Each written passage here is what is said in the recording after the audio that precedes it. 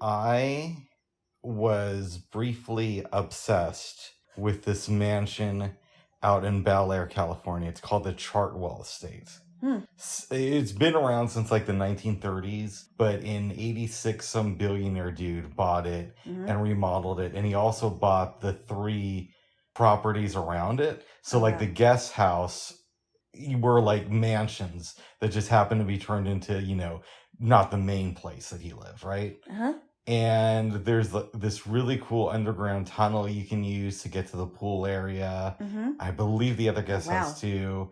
And because it's 10 acres, they has like all these redwood trees, so it's very foresty. So you don't really feel like you're in California necessarily. That is so cool. Yeah. Is it like, and it's around the house? It's around the house, yeah. Is it within city limits? I think so. So it's like you're in the city, but you're not. But you're in the forest. Exactly. That is so cool. Yeah. And the guy who, bought it in the 80s and remodeled it lived there until I think his death in 2017. Wow. Family put the house on the market for what I've read is like $340 million. And then they just had to keep reducing it. I found out recently that one of the Murdochs bought it, one of his sons. Wow. Yeah, and I just thought to myself, man, how cool is that? Like you're born into this super rich family and then you buy this like tricked out mansion. That's like, it's next level for like billionaires. Like it ain't just next level for little Rick here. How much was it roughly? They said that it sold for $195 million. That's a lot. Yeah. Well, it's close to $1 billion. Well, it's close to 200 million. 200 million? Yeah. Okay, 200 million. Wow. But the Murdochs got that money. Wow. That sounds like a really cool house. Like if you wanted to get away from everything, even if you're in the city, you could just walk around the foresty area. Yeah, exactly. Yeah. That's what people do. And they have like a movie theater. Obviously, most of these houses do. They say the main house is around 25,000 square feet. And it has 5 kitchens. 5 kitchens? Yeah. Good grief. And I think one of the guest houses, which again used to be a mansion by itself, is like over 5,000 square feet. Now the kitchens, do they have, is that complete with dining sets? Or can you put dining sets in there? I would assume so. I don't know for sure. Wow, so you could have like 5 places to eat on the property in the house. In that, just the main house, yeah. Yeah. Yeah. That would be an awesome place for like somebody's birthday party or something. And I think to myself, if I was like a super rich billionaire, this would be one of the properties I would want. But then I think, well, you would think that would be your main estate and that you would just live there full time. But then I wonder to myself, would it get old having people wait on you hand and foot? Because with a property that massive, you kind of have to have employees living there to take care of things. Because you cannot. No one I don't think anyone would be able to clean the whole entire property by themselves. And there's also maintenance things that are just going to come up with a place that huge. Yeah. That's pretty cool. So I wonder about that because when I watch these luxury videos, a lot of times the selling point will be this place is very private, it's secluded, all that good stuff. But then I think, but if you have to have a staff of employees there, how private is it really? I wonder, babes, because you always hear that billionaires just treat their staff like they don't really matter, like they're not humans. Yeah, like on sitcoms, they make fun of it, right? Yeah. It's like, Jeffrey, get me this. Jeffrey, get me that. Well, and something tells me Jeffrey talks back a lot more than your average butler would. Yeah, that's why it's so funny. Yeah, I think, and this is, what does Rick know, right? By the way, he also has the right to develop another house on the property, the Murdoch dude. But if it was me, I might have it a situation to where I had maybe a staff house. So the main house is just me and all that stuff. And maybe you have it to where they come in once a week or once every other week to clean up, like a group of them, and check around the house for any maintenance issues. And then you go to like the guest house. But it would be really weird having other people live at my place. That would be strange, wouldn't it? Mm-hmm. I wonder how presidents handle it. Because, they live in the White House. I don't know. That's a good question. I was watching a documentary a while back. Don't tell me what it's called because I don't remember. I won't tell you what it's called. Or don't ask me what it's called, rather. I'm really tired. a little bit tired. But there are some places in the White House where people, obviously, they don't know about because it's so private that no one can get in unless they have permission or whatever. And I heard that, I can't remember what it was. Like, they don't have the presidents would have a lot of money going into the White House. Wait, no, is that correct? No, maybe in 100 years ago that was true, but not now. It was something that had to do with buying their stuff or whatever it is. I forgot what it was, but I thought it was kind of interesting learning the ins and outs of the White House that nobody really knows about because they don't live there. Mm-hmm. I have to say I was a little bit disappointed because when I went to the White House the second time, I took a tour of it and I sat on a piece of White House furniture and all it was a plastic chair. And I thought it was going to be a comfy, cushy couch, but it wasn't. I've never been to the White House. Yep. I took a picture. Well, actually, someone took a picture of me standing in front of the White House prayer with the White House prayer behind me. What's the prayer? It's in one of the. It's located in a stateroom. No, but what is it? I forgot what it was. Okay. I'm sure you could look it up, but. Oh, is it a prayer that's on the wall or something? Yes. Okay. Yes, and it's in one of the staterooms. Yeah. And that's where obviously they have their state dinners. Yeah. And I thought that was pretty cool. And unfortunately, I think. Oh, maybe I did give pictures of those things to my family because I had someone take pictures for me, and it was cool to have a tour of it. Obviously I couldn't go into the White House because that's the president's quarters, the main area. Yeah, that's the president's office, but I couldn't tell you what all the rooms we went into. I think we might have gone to the red room or whatever. I think it would have been cool to go into one of the bedrooms, like the Lincoln room. Yeah. Yeah. You always hear that's where prominent guests stay. Uh-huh. I just hope they've changed the sheets. I'm sure they do. Yeah. I'm sure it's not, from 1865. No, I'm sure they've changed the sheets. It wouldn't be very good if they didn't. That's got to be weird for presidential widows like Lincoln or Kennedy because, you think you're just going to live here for a full term at least. And then suddenly you have to move out. Uh-huh. I think they gave Jackie Kennedy 2 weeks to leave. Wow. Mm-hmm. Wow, really? Yeah. And that must have sucked for her having to leave the White House because, so there's a lot of good stuff about the Kennedys, but then there's some, you guys were super rich type things, right? Uh-huh. So first ladies usually, when they get into the White House, they pick a cause to champion. Mm-hmm. And it's mostly for photo opportunities, let's be honest. Hillary Clinton did No Child Left Behind. For her cause? Yeah, Laura Bush did literacy. Barbara Bush was a champion for literacy, or she was a spokesperson for that. So is Laura Bush, which is weird. She's a librarian, and she was married to George W. Bush. And we could go on and on about first ladies, but Jackie Kennedy's thing was remodeling the White House. Was it? You're going to fix up the place where you live, and that's your cause. Remodeling the White House? Yeah, getting it up to date. And to me, it's okay, that's the thing you're going to advocate for.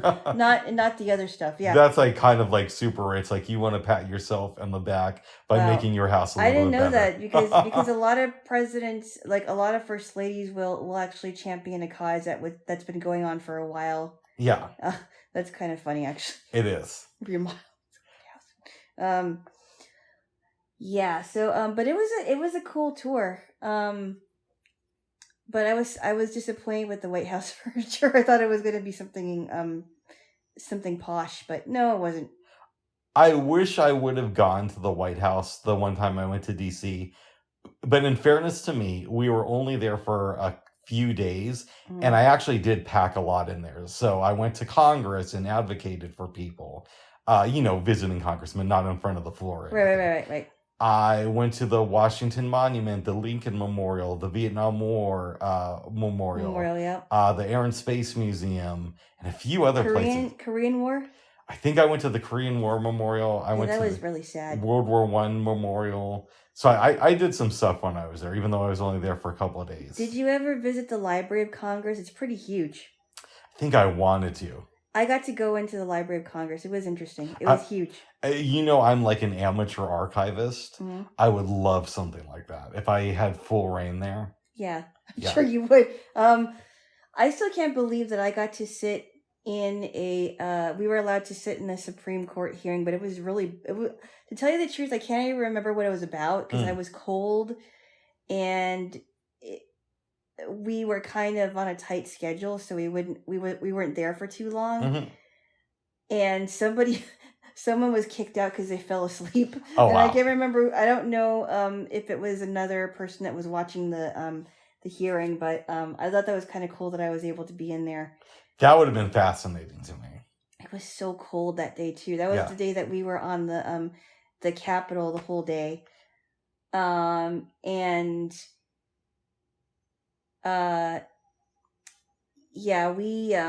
most of the time we were doing seminars in the morning, and some of them were really boring. Like there was a media one that we had to do, because this program that we were in was to study about the government and everything. Yeah. And at the time, I have to be honest, I wasn't fascinated with it. I didn't want to study it, but I was glad that I was able to go to the Supreme Court and actually go to the Library of Congress. I think that would have been interesting.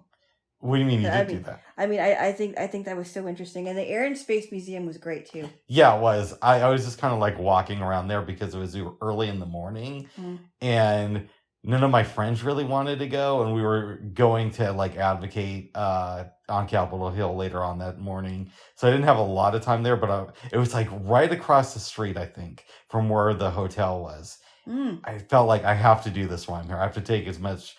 I have to take advantage of this while I have the chance. And I'm glad I did.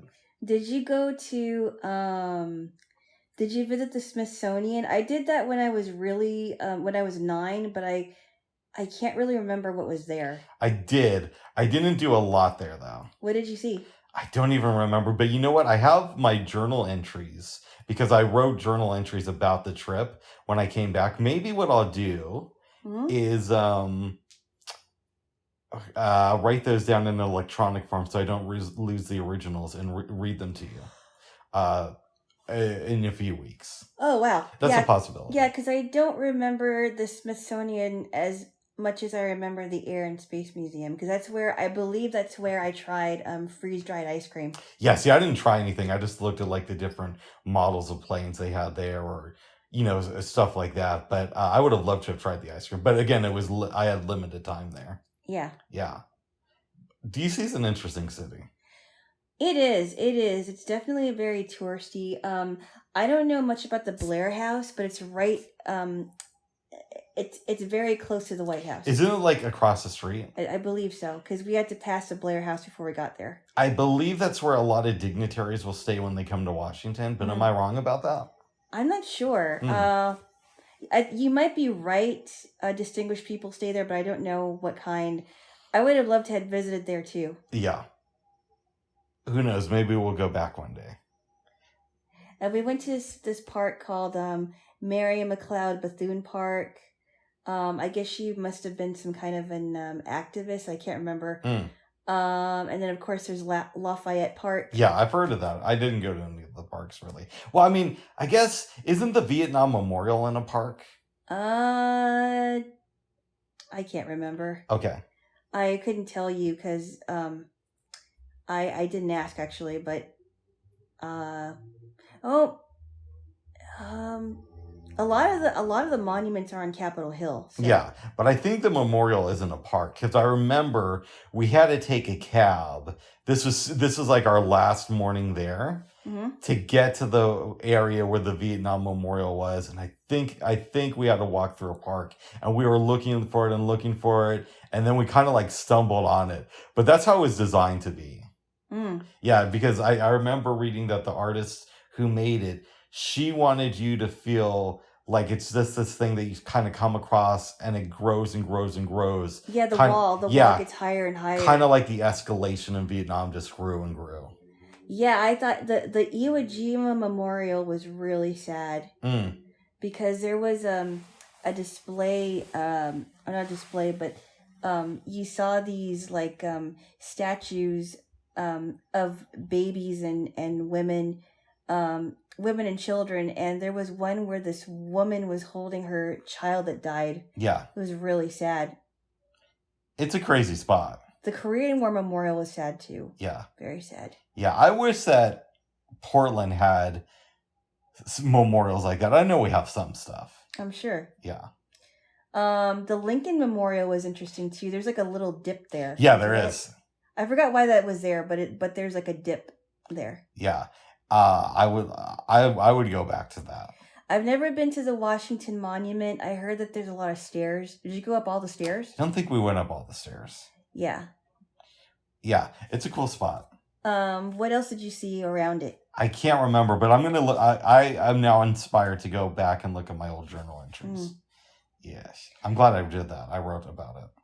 I never went to the World War I Memorial. I think that would have been interesting. I was a little bit frustrated only because I didn't know a lot about World War I at the time. Right. And I remember thinking to myself, this is good inspiration to read more about it. Now, I did. What do you know if there's a World War II memorial? Oh, there has yeah. to be one. Okay. There has to be. I've never been to that one, if there is one. Like, the World War II is kind of like the Drake of World Wars. It's super popular. People still talk about it. But World War I is more like the Master Ace of wars. You know, people who are in the know. But it's not really discussed in the same way that we talk about World War II. You're comparing it to hip hop? Yeah. Really? What else do you want me to compare it to? I don't know. It's different than hip hop, Bubs. I know, but you want to make an analogy. Well, you want to make an analogy. I don't know. You have some strange analogies, Bubs. Oh my goodness. And I guess like the Civil War would be like the Eminem of hip hop. Oh my goodness. Right? No. Oh. Bubs. What? You have funny analogies. Well, I try to make it interesting, babes. Analogy boy. Oh my goodness. What? With analogy go. Oh my goodness. You had a beautiful opportunity the other day to date the birthday boy. And I know we did this then, but now you've had a little bit of time to reflect about the experience. How was that for you? About you being... About you getting to date the birthday boy. Oh, that must have been amazing for you. Not really. Oh. No. Maybe I should explain it this way. It wasn't that you were the birthday boy. It's that I got to host the birthday boy. Oh, good. And date the birthday boy. Oh my goodness. That must have been... There's a bunch of birthday boys in the world, but... Well, come on. But, this was a unique experience for you. Okay. It was super powerful. And I'm wondering, did it enhance your belief in God? What? Yeah. Okay, you're asking weird questions. No, I'm just wondering. What are you talking about? How would it? Because you got to date the birthday boy. And I'm wondering, did that make you feel more connected to God and the universe in general? Not like that. Oh, okay. Well, and also too, Humphrey Bogart was also a birthday boy, but he's gone now. Yeah, and you never met him or got to date him, but you did get to date the birthday boy. No, he'd be too old for me. Right. So, how did it affect your relationship with God yesterday? Well, it had nothing to do with that. Okay.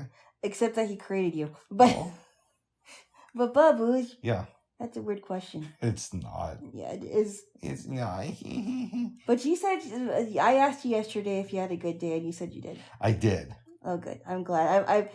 I'm glad that your 40th was better than mine. Yeah. Because mine was just, it wasn't bad, but it could have been a lot better. And I really wanted to hang out with you that day, but obviously we had to stay home. Yeah, it's unfortunate. We had a stay-at-home order put in place, which was very unnecessary. But, well, okay. Yes. And at the time, we got to cut people some slack. So do I think that COVID was overhyped?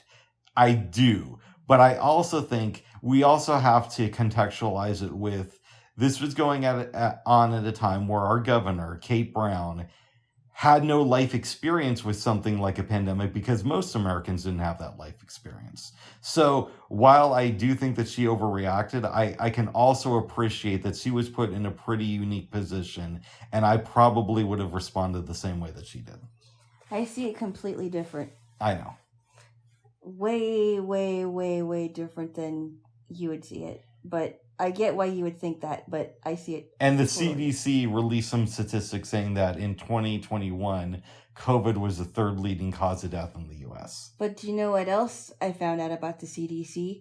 They also knew about the various side effects of shots, and it was actually on their website, and they were irresponsible in telling people what to expect if they decided to get these shots. Yeah, there is truth to that too. They're not innocent in this at all. I remember, Bubs. I remember very, very, very specifically when people from the CDC, when this is all going on, they're saying stay home from work. It's horrible. Don't stay home from work and all this other stuff, and don't go to school because. And I'm thinking about this. Can you imagine if that was happening during the early 80s when AIDS wasn't well known about? Think about that, because AIDS is, I think we've learned more about that virus within the last 40 plus years, right? Of course. And we know it's not airborne, it's bloodborne. Yeah. But a lot of people, there was a lot of hysteria behind it, but it wasn't the kind of hysteria where you would hear ads on the radio saying, that people, if you stay home, you'll save somebody's life, or you'll save many lives. And that's really, I'm sorry, that's a type of gaslighting to me. Well, okay.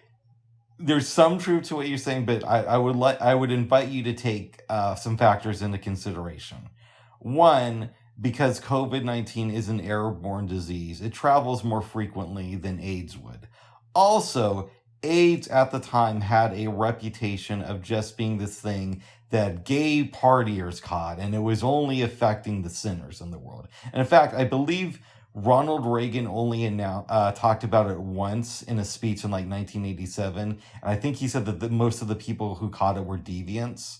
So yeah, but you have to understand though, this is, I'm not saying that what he said was right, because I didn't hear it, so I don't know. I'm going off of memory. I could have that quote. Okay, but this was around the time where people didn't know how it was caught. I remember in 1989, people were having conversations about it, and I wasn't sure if kids could get it. I didn't know how it was transmitted. But here's where this really makes me lose my patience, because there were clips of Dr. Anthony Fauci, even before this happened, even before we found out that this disease was running rampant in China, where he said that we have to prepare for the next pandemic. And to me, that sounds like, well, what pandemic are you talking about? And why are you talking about preparedness? And there are clips of him saying that. There might be. I just haven't seen them. There are. I'm not saying this to prove. I'm not saying this to make it sound like I'm nuts or anything. I'm actually saying this because I actually heard clips of him saying it, and for him to say that, and then this whole thing was happening, and people were following his charges, were following his marching orders, and then come to find out that he wasn't completely honest with everybody. Yeah, and there is truth in what you're saying, because early on he did lie about the mask thing, for example. And the 6 feet distance away. Yeah, and okay, we could say maybe his intentions were good, but he claims to be a man of science, and I'm not saying he's not, but if you're going to be a man of science, well, I thought science were all about the truth, not what you want to be true. And if science is about the truth, and you think that the data is telling you that we need to mask up, and you wait like a month to say that, and you say something differently publicly than you're saying in private, well, then how much for the truth are you really? Well, he said it even more pretentiously, Bubs. He said that he was pretty much the embodiment of science. Yeah, I remember that. And I thought, how dare you? How dare you say that to people that were so who were scared already, and they were discouraged from going to nursing homes and seeing their loved ones, or having funerals, or having weddings in person. And now he's in trouble because he knew he's being questioned about the gain of function research that he paid for. And it's just and I remember when he I heard a clip of him saying something like, and this is just so pretentious to me, and it really is disgusting to me, where he said, yeah, I'm glad, and he's supposed to be retiring, and he's like, yeah, I'm glad that there are people that still love me, and there are people that I forgot what he said, but it sounded so conceited and so pretentious, and it's just like, that disgusts me. That disgusts me to no end. I hear you, and I just want to make it clear. I don't know if he paid for the gain of function research, but it is interesting that people who talked about that early on were considered conspiracy theorists. And as time goes by and our understanding about the virus grows, we don't know definitively that it was developed in a lab, and we probably never will, but the evidence looks more and more likely like it was. And okay, so we've been proven wrong a lot about COVID-19. And that doesn't mean that it's not dangerous, and that doesn't mean that it hasn't killed anybody. And some of the things early on were done intentionally. Like, it was done intentionally that he lied about masks early on. But on the other hand, we should also have compassion for these governors who were a little bit stricter than maybe necessary, because I don't think that they knew that there was false information coming out. And from their perspective, they've never dealt with something like this. So that's why I in retrospect, I disagree with a lot of what Kate Brown did. However, I think if I was in her position, I probably would have done the same thing. So I do have a lot of compassion. I don't, and I'll tell you why. Because the higher ups that have been ahead of this thing are probably not following the same rules that we were forced to follow. Because, and this is just my opinion. Go ahead. Because I don't think they realize that if you are going to enforce mandates on whatever it is, you're going to have to follow them too. It's not just, these citizens have to follow it. These, we have to treat them like peasants. But my thing is, most likely they're probably not going to follow it. Okay, so I'm going to give you a little bit pushback, but not a lot. There is obviously evidence that Gavin Newsom and Nancy Pelosi did not follow the guidelines. And we just can't deny that. But I don't think that there's any evidence that Kate Brown was ignoring the guidelines. And if she's going to be, if I thought that she was a dishonest actor, I would be upset. But I think that she followed the guidelines that she set out. And because of that, I may not have as much sympathy for Gavin Newsom or Nancy Pelosi, but there is room for me to feel sympathy for Kate Brown, because from what I can tell, she did follow her own guidelines. I question it because, remember that one time last year when she was going to take off the restrictions, and she said that she was going to do it in July. Everybody was excited for it. Then she moved it up to September, and then before you know it, we didn't get the restrictions off until close to the summertime of this year. I hear what you're saying. And that's why it's questionable to me. I hear what you're saying. What I would respond with is there were a lot of variants coming up. And yes, they were weaker than the original strain of COVID-19. But she was trying to... I think if you want to blame her for anything, it would be maybe being a little bit overly cautious. I don't think that Kate Brown is a bad actor in this case. I think she made some mistakes. And again, there were mistakes that I probably would have made. So I don't have this I hate Kate Brown thing in my heart. I think yeah, you did some stuff you shouldn't have done, and I would have done it too. So I'm not saying that I hate her. Yeah. I just hate her policies, is what I'm saying. I'm not saying, I mean, maybe she's a nice person, I don't know. But I so disliked the way that these policies ran. I hear you, but also imagine it from her perspective. Not only have you never seen anything like this in your lifetime, but you're probably getting a lot of pressure from people who are higher up than she is to do something immediately about this thing. And because it's happening so fast and you can't really contextualize it, you make decisions that you're going to regret. So that's all I would say. Okay. Yeah. Bubs. What? I do not laugh like that. All right, well then give the soon-to-be birthday boy a kiss. Okay, first off, let me just say that you're not going to be birthday boy until 12 more months. Yeah? So, you're not soon-to-be birthday boy. I am. I'm the soon-to-be birthday boy. You're barely birthday boy. I'm soon-to-be birthday boy. You're barely Give your soon-to-be birthday boy another kiss. You're barely birthday boy. Barely birthday boy. Yeah, because your birthday was just yesterday, and you're barely your age now. Yeah, but I am going to be a birthday boy again pretty soon. 12 months. Pretty soon. It's not pretty soon. It's 12 months, Bubs. Well, it's coming up, babes. All I would say is I would encourage you to start prepping for Bubs, this week. My birthday is coming up in less than 4 months. And we're all happy for you, babes. Who's but me? I am. And your mom, I'm sure, is thrilled. Bubs. But, you will be the birthday girl, and I'm going to be the birthday boy again. Oh, my goodness. We got a lot of audio yesterday, not just of this, but outside of it. I think much to my chagrin, was trying to do the math.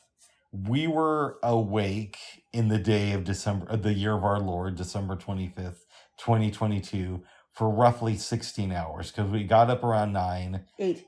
I'm sorry, we got up around 8. And we didn't fall asleep until after 12, but 12 is when the day ends, midnight. Mm-hmm. So we were up for 16 hours, together with watching The Wire and the 2 movies we saw last night. That's 4.5 hours, right? Mm-hmm. Okay, 4.5 hours really wouldn't have made sense to record. Then let's put in another 45 minutes to an hour of showering and getting ready for the day. Mm-hmm. So 10.5 hours, we recorded for a little over 7 hours of that. Wow. Which I think is great. There's evidence that I was a birthday boy. There's hard proof you can go to for that. And I will be sending you the birthday boy recording soon. I don't think I need that. The question I have for you. I really don't. Oh, you do? No, I don't. You do. In fact. No, please don't. Well, I will tell you this, babes. What? There has been some talk, and I personally think it would be cruel to make you wait this long. What? But people have been discussing the possibility of maybe for your birthday, I get you a small thumb drive with the birthday boy recordings from yesterday. Now, I think that you shouldn't have to wait that long. No, Bubs. I think you deserve them a lot sooner. No, Bubs. I will never forget this day, and you really don't have to send me any recordings. How will you never forget it? Explain this to me. Well, because, number one, the day before, I almost didn't get a cake or ice cream. That's true. And we have recordings of that, too. I know. Don't Keep remind me. And that was also the night that we decided to make a pasta, even though we didn't have everything. Mm-hmm. And then Sunday, on your birthday, that's when I was helping you with the turkey and the mashed potatoes. And that is also the first night that you tried Jamocha almond fudge ice cream, which I was very surprised you haven't tried that before. I've heard about it throughout the years. It's pretty good. It is good, isn't it? Yeah, it's one legit. of my favorites. By the way, Christmas Eve, I have about 5.5 hours. Nice. So, and then this is like our record, right? Yesterday was, yeah.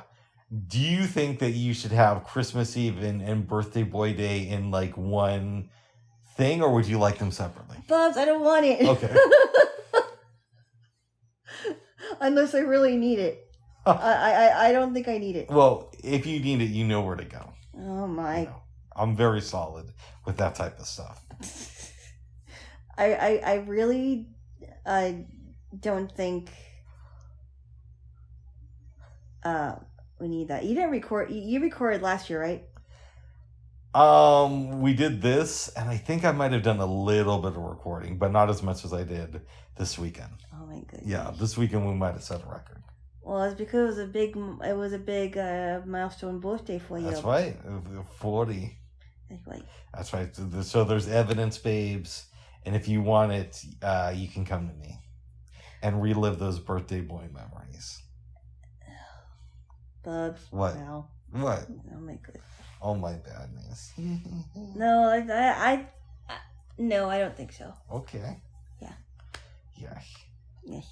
Well, good, babes, good. I don't think you got any more reading done in the Mistletoe book.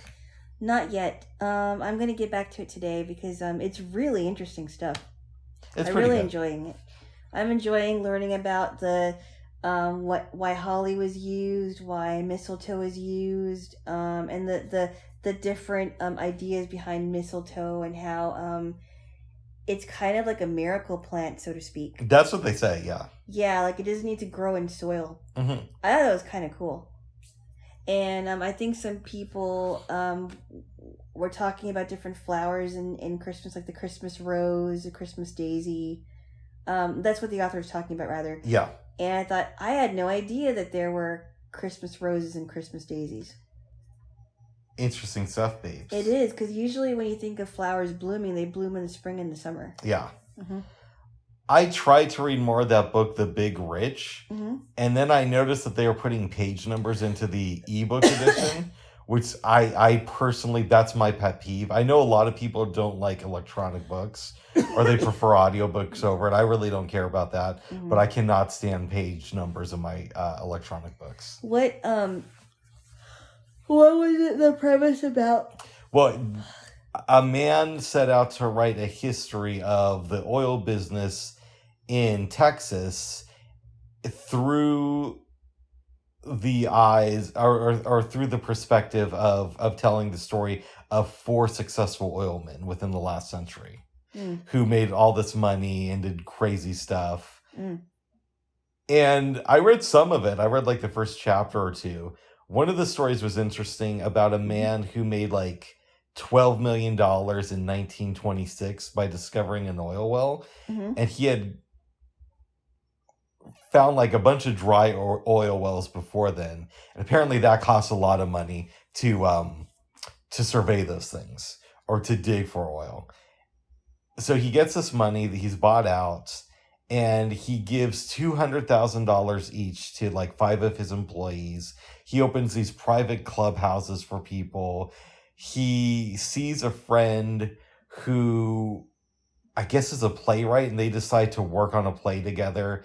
It opens up right before the Depression starts, and the guy pays for it to stay on Broadway for like 1.5 years or 2 years, and he eventually dies broke in 1948. Now, in the book, they say $12 million in 1926 is equivalent to $300 million today. I don't know if that's true.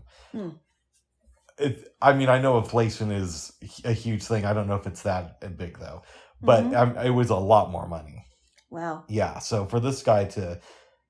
I don't know if I can feel sorry for somebody who spends that kind of money. Really? And just ends up broke. Can you? I don't know. Because it sounds like this guy was playing fast and loose with his cash. Yeah, sometimes it's hard to feel compassion for someone who threw all his money away. Yeah, and I was talking about this other dude who was like a super racist guy. Wow. But his dad died when he was young, and he was super close to his mom, and then he got married to this lady. They had a bunch of kids. He discovers oil. So people think that he's this really intelligent guy. Mm-hmm. And then he digs for oil on like 3 or 4 different other sites, doesn't find anything. Then he realizes that in most cases, people are looking at oil that's near the surface, when what they should really do is dig a little bit deeper. He does this, he becomes successful. He eventually finds somebody who wants to be his partner. Mm-hmm. And this is like the early 20s. The guy's like, I have a business that's worth $3 million. I'll give you a quarter of our business and $1 million to do whatever you want with. The guy says, I'm not going to do it. I'll tell you what. Why don't we have a business that's 50-50? You put in $50,000 and I'll do it. But the catch is, I don't want you to have any say in how I run the business. Mm-hmm. You're just the money man. You're just like, keep us good with the creditors, even though I'm contributing half of it. Mm-hmm. Guy says yes, but they are a little bit contentious around where to dig for oil. But the original guy, the super racist guy, gets his way. They were probably both super racist. It was the South in the 20s. But the super racist guy who, was close to his mom, gets his way and makes a lot more money. Mm-hmm. Yeah. And I didn't know that Howard Hughes' dad made a lot of his fortune by designing these hammers that were really good at helping find oil for some reason. Like, I guess you could use them to get further into the ground. Wow. But yeah, so it's an interesting thing. I remember when I was in high school and I found out that both Howard Hughes and Wilt Chamberlain both caught syphilis. Oh, wow. That does not surprise me. Yeah. Yeah.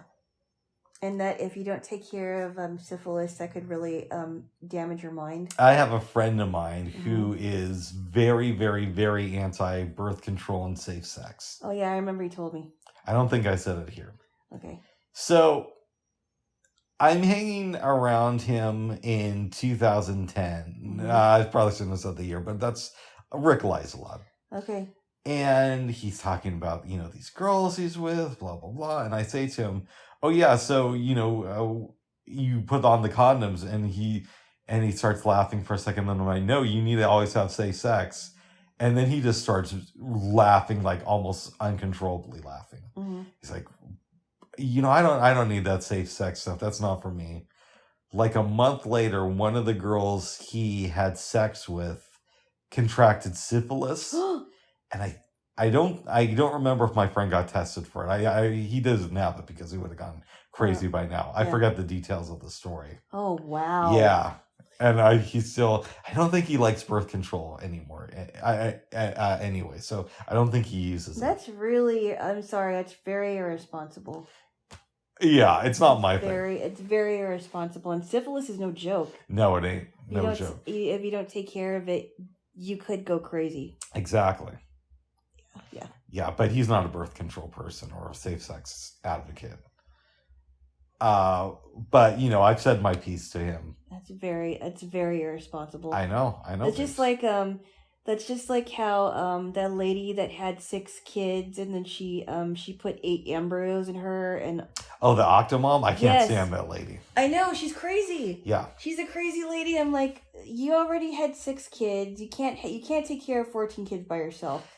And a friend of mine was talking to me about it. She was talking to me and our mutual friends, and I said, yeah, it is very irresponsible because if you really can't take care of these kids, you should not have put yourself in that situation. So I'm for personal freedom. I think that people should be able to do pretty much whatever they want with some limitations, but for the most part, I'm very live and let live. But I think something like what she did should be illegal. I don't think you should just be able to have like 14 kids by yourself through in vitro. I mean, maybe I'm wrong, but it just sounds so weird to me. I'm actually surprised that the state didn't step in and take those kids away. I don't know. I mean, because she would need like 24-hour help with these kids, and I think she does have that now.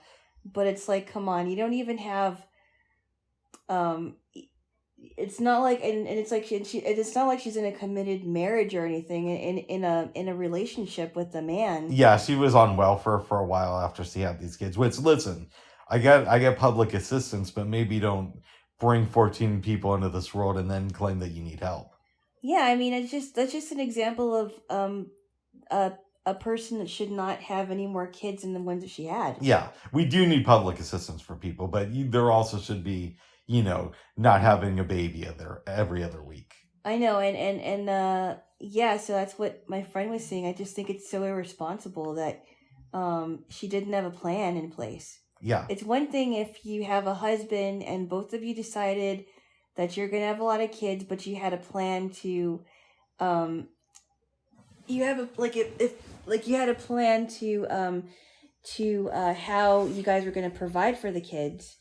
That's one thing, but if she's by herself and she decides, oh, I'm going to implant 8 embryos in me, that's not a good idea. And when she had the first 6 kids, wasn't she just living in a bedroom in her mom's place? I have no idea. I thought it was something like I don't remember, but I'm like, okay, you have 6 kids already, and they're growing up.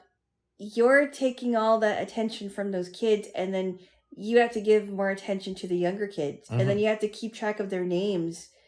And some of them are twins. I think there's like 2 of them that are twins, and a lot of their names are kind of close together. And it's like, that's hard for 2 parents to do that.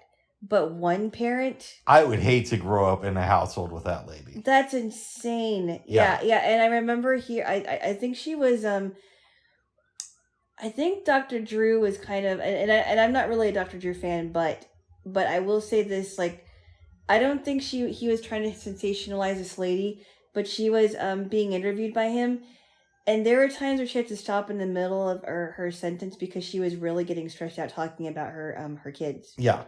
And I'm like, yeah, I'm sorry. I just cannot feel bad for you. No, I can't either. I just cannot feel bad for you where you put yourself in this ridiculous situation and you know that you couldn't take care of your kids.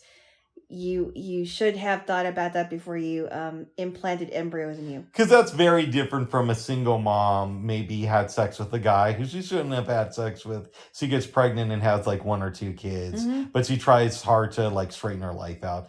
That's very different than from what this lady did. No, clearly she has some mental issues. Yeah. And she's also trying to get she's also trying to go to school for nursing.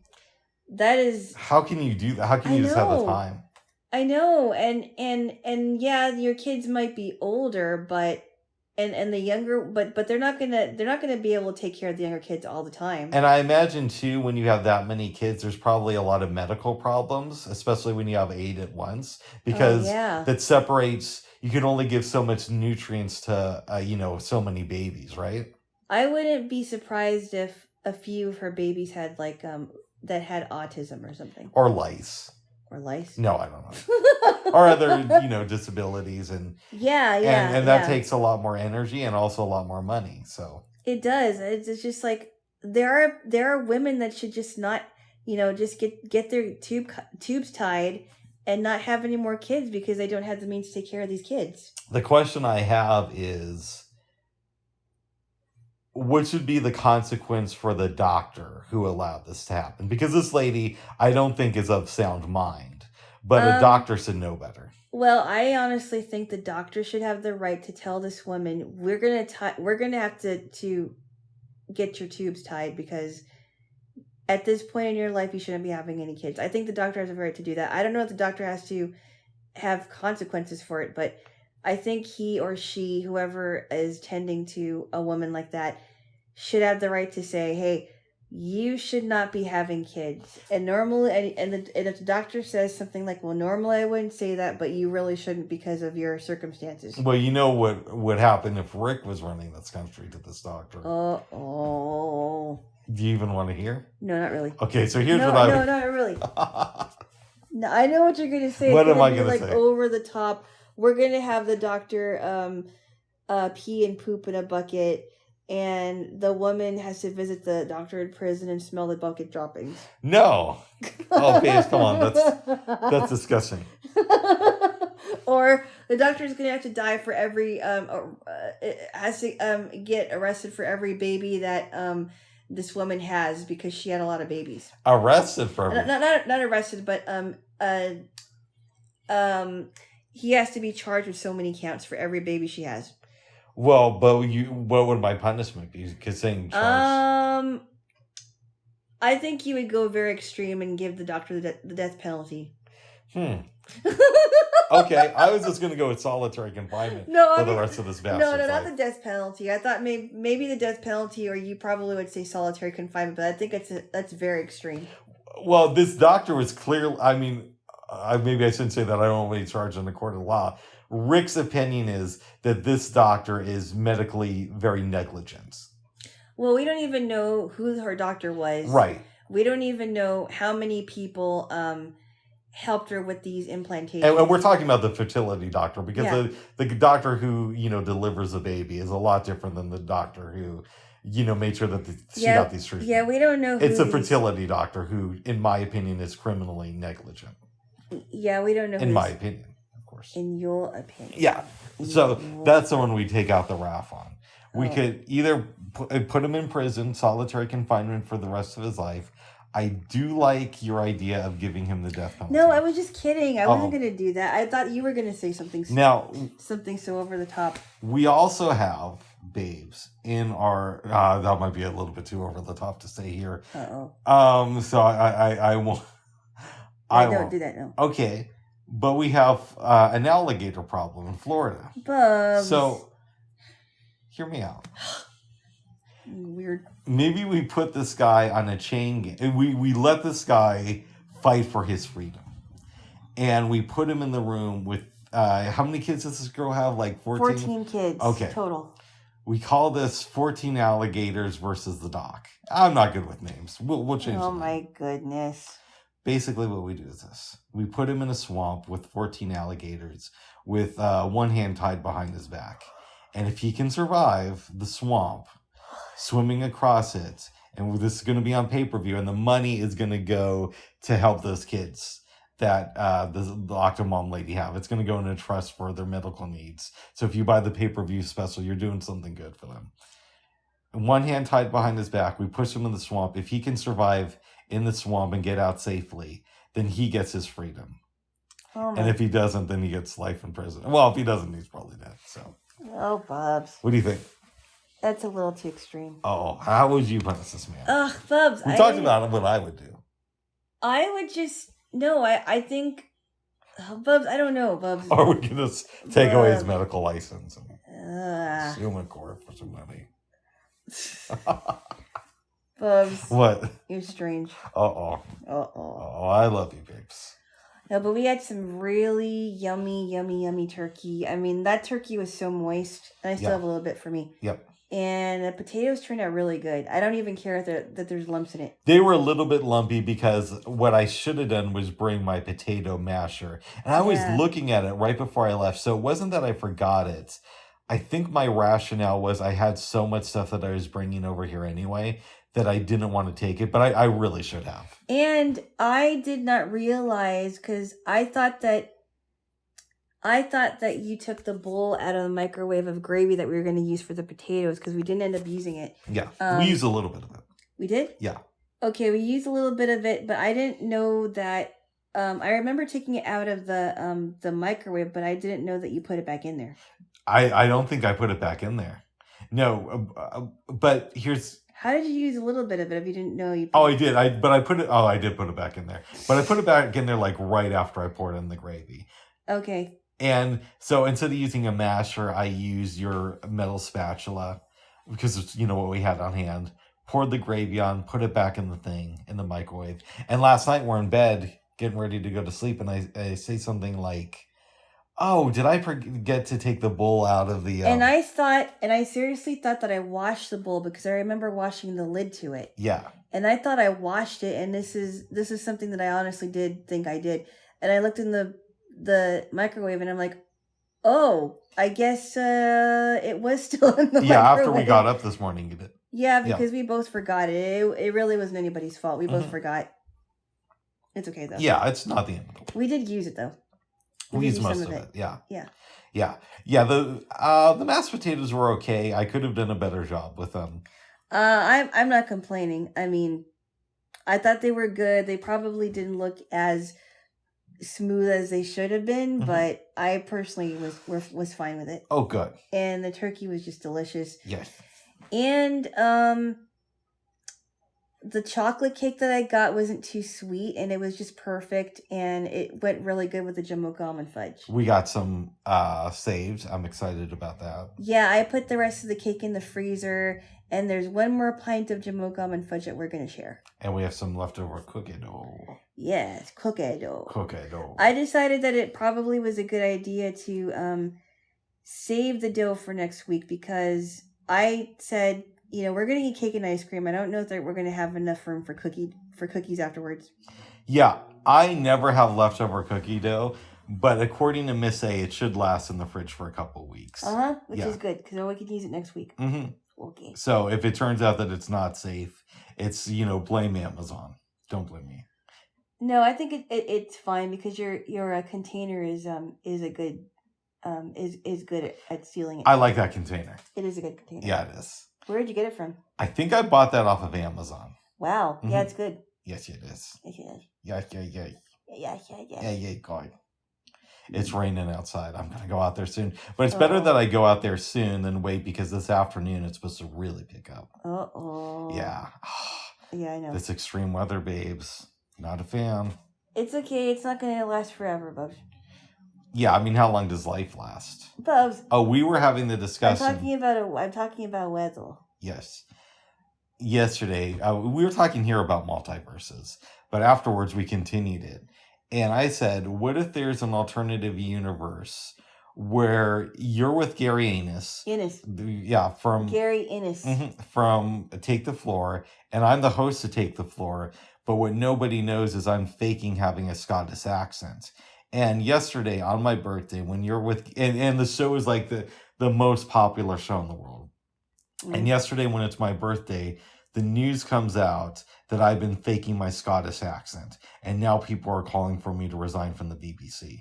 And I said, what's that like for you? And what's that Christmas like for those people in that alternative universe? And I said, well, first off, I don't think I would be with Gary Innes, because he might actually be married. Oh. And not this. And didn't you say that your co-host would be Jennifer? Yeah.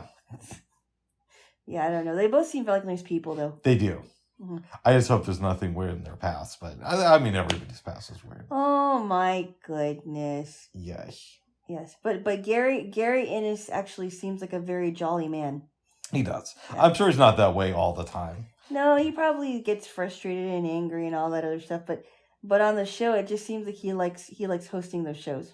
Yeah, we listened to his request show, and I'm kind of, I don't know, doing what I'm doing at the dinner table. That makes it sound a little bit more perverted. Wow. But, and then you said, it doesn't. And then you're like, oh, Jennifer's on the show. Yeah. Yeah. And I'm like, oh, wow, I didn't know Jennifer was on the show, but it's really cool that she joined him. Do you ever wonder what her life is like? No. Oh. I don't know, not really. Not really. Oh. Not that she doesn't have a life, I'm just, I don't really think about DJs off the air. Oh, that's interesting. Or sometimes I do, sometimes I don't. I don't know. Mm. Well, good, babes. Well, good. Yes. Mm-hmm. Yes. We finished the season 1 of The Wire. Alana doesn't want to watch any more of it. It's not for me, really. Yeah. I mean, that's just... I think I've had enough that I want to have. It's just not... I mean, I could change my mind at any time, but at this point, I'm okay with it. The first season is great. I'm surprised you didn't like it more than you did, just because everybody I've talked to who's watched The Wire loves it and is a hardcore fan like I am. I'm definitely a Wire stan. But you're not. That's cool. Yeah. Let's discuss a little bit of what happened. Mm-hmm. Kima wakes up near the beginning of the episode. Bunk is in the room with her with old white dude who nobody cares about. Ray. Yeah, and he has a bunch of sheets. Yeah, and he's showing her pictures. She identifies Little Man, and then they want her to identify, I forget who the other dude is. Weebay, that's right. And she's like, I don't know if this was the guy. Yeah. And Bunk's like, if you identify this guy, it's going to help with the case. And she's like, sometimes things just have to be hard. Yeah. Right? So we got Kima in recovery. And the pressure is now on Daniels to wrap this thing up fairly quickly. Unless something big happens. So everybody's upset around the office. But then Jimmy gets a call from, I want to say, Rhonda, that Dee is willing to flip on basically everybody, including his uncle. So they go down to talk to D'Angelo. He seems pretty open. Rhonda really wants to celebrate, so they do so in the parking lot. Or they celebrate all over her car, too. Right, apparently. Yeah, mainly in the car, not really in the... you know what I mean. Doesn't matter. Okay. Because the car's in the parking lot. In any event, the net is starting to close on people. And one of the things that really sways D'Angelo is seeing the dead pictures of Wallace and all the other victims, but especially Wallace. Yeah. Because they were really close. Yeah. And I think in some ways D'Angelo was a mentor to Wallace. Yeah. Would you agree with that? Oh, yeah. And I think, listen, are they in a horrible life of crime and violence? Yes. But I think if you look at it in the context, D'Angelo's a pretty good mentor for him.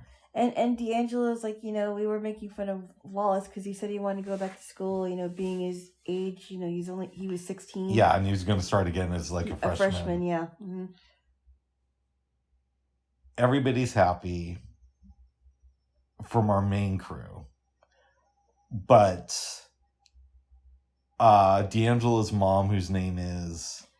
Brianna goes and talks to him. And she says, okay, you know that the family is super important.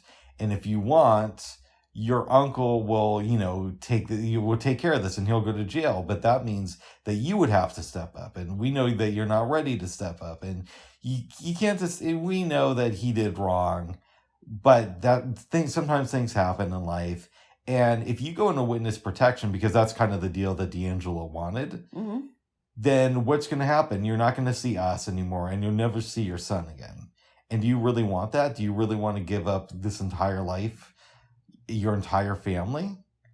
And she convinces him not to help them make the case. Which leads me to believe that she really did not care about his well-being. She only cared about the family, and she only cared about their reputation. And I'm like, can you imagine growing up in a family like that? And she even said, you're going to be affecting all of us, even your baby boy. And I'm like, that makes me wonder if the baby boy is going to end up joining a gang. I don't know. Being a drug runner and all that. Who knows? Or maybe the baby boy is going to break the cycle. Or maybe he's going to go to kindergarten. I mean, he's a when baby. He grows up, Bubs. Oh, I didn't feel like I was grown up in kindergarten. Maybe I did, but I was wrong. Bub. What? I'm talking about D'Angelo's boy. Oh, okay, yeah. Not you. Okay, good. So I'm thinking, wow, even Brianna is trying to convince him to not say anything to the detectives. Yeah, because he doesn't want Avon to go to jail. Yeah. And there's a lot of stuff that happens in this episode, just like every other episode of The Wire. So I'm sure I'm going to miss some stuff. But... yeah, and they don't know about Bodhi and Putin, what they did. Yeah, to a certain extent. And then... who was it? Was it Bodhi who turned on... who started talking about the murders? It wasn't Bodhi, was it? No, somebody else. I don't know who that was. I forgot. But somebody else started confessing to murders to help get people out of jail because he was going in anyway for life. And then they can't get Stringer Bell off the streets, but they can get Avon. And McNulty and them think that they have this big case, but a lot of people just aren't interested in taking it all the way. By the end of the episode, I think Avon gets 7 years in prison. D'Angelo gets like 20 plus years in prison. And there's one part where McNulty is sitting at a bench outside of the courtroom and String just comes up to him and is like, good job, gives a smirk and walks away. Right. And I think like it said in the audio description that Avon, when he's leaving the courtroom, was looking at and he's smiling at McNulty. McNulty and smiling at him. He's like, "What did I do? What did I do?" Yeah. There's a great callback to an earlier episode in this where McNulty is called into Rawls' office, and Rawls is like, you're a good detective. You got a pair of stones on you. I'll give you that. But you've really made some mistakes here that are going to cost us. So where don't you want to be assigned? So I can help you out. If you remember that episode where McNulty and Lester go to a bar, Lester basically says, here's a little tip. If there's a place you don't want to be assigned, don't tell them that, because that's where they're going to send you, because he made that mistake in the 80s. And McNulty says the docks. And I think earlier in the season, he had said that if he wanted to go any place, it would be to the docks. And so it ends kind of like with McNulty at the docks and Lester and Bunk coming over and throwing him a beer. Yeah. What did you think of The Wire? You'd heard me hype it for so long, and obviously you weren't as much of a fan as I was, but what did you like about the show? What did you dislike? I think I liked it because it seemed a lot more realistic. The drug runners, the drug dealers, and the gang members seemed like they were actual gang members, even though a lot of them were never gang members. But some of them actually were. Yeah, they were never drug dealers. Like Andre Royal was never a drug dealer. Or drug addict. Or a drug addict at all, and he played one very, very well. Did you see that Mark Wahlberg thought he was? I heard an interview with Andre Royal. This was probably 2008. And he's at a party that HBO is throwing. And I think The Wire had just premiered. So he's at the party. Mark Wahlberg is there because he was a producer on a show called Entourage, which I never watched. I heard of it, yeah. I've heard of it, but I haven't seen it. And Mark Wahlberg apparently goes up to him and says, "Hey, you have a show on TV now. It isn't like it used to be. You got to really work to get your life together." But maybe Andre was just telling that story, but I got the sense that it was genuine. Right. Yeah. Right. But he really played the part well. He was great on the show. Yeah. Yeah. Did they mention in the book who were the real gang members? They were the extras, right? They weren't like the actual guys that were in the... No, they hired some actual gang members. Like, I think I told you this the other day. She doesn't appear until season 3, but there's a hit woman on the show named Snoop. I remember you told me about that, yeah. And the real person who played her, she had just gotten released from jail for murder. And it was one of those things to where I think she killed a person when she was 16. So she was under 18. So she didn't get life in prison. And she's at a bar in Baltimore. Michael K. Williams, who plays Omar, is in town. Sees her, tells her to come and see the producers of The Wire. And she becomes a series regular on the show. No, I wasn't talking about her because you told me about that. But what about the other people? Well, there were actual ex-drug dealers who appeared on the show. There were ex-cops who appeared on the show. Some of the characters, names they used for people for drug dealers were names of actual drug dealers in real life. Wow. Yeah. And when you see a location and they say it's on the corner of this street, that's actually the street that they shot it on, because they did stuff like that because the writers were pretty much all from Baltimore. And a lot of the writers were ex-cops. Yeah. Wow. Yeah. I wonder how they chose Andre Royal, because he was good. He's really good on the show. Yeah. Let's talk about specific characters. Okay. I'll throw out a name. You give me your thoughts. McNulty. Jimmy McNulty. Good at his job, bad at a lot of other stuff. Okay. Bad at relationships. Good at his job, bad at relationships. Omar. He seems very complicated. He could be used as an accessory to the cops and detectives, but that doesn't really make him a good person either. Stringer Bell. Corrupt all around. It seems corrupt. He seems corrupt. D'Angelo Barksdale. Corrupt, but there's a reason for that, because he grew up in a very corrupt environment. Wallace. The same thing, except he's younger than D'Angelo. Presbelusky.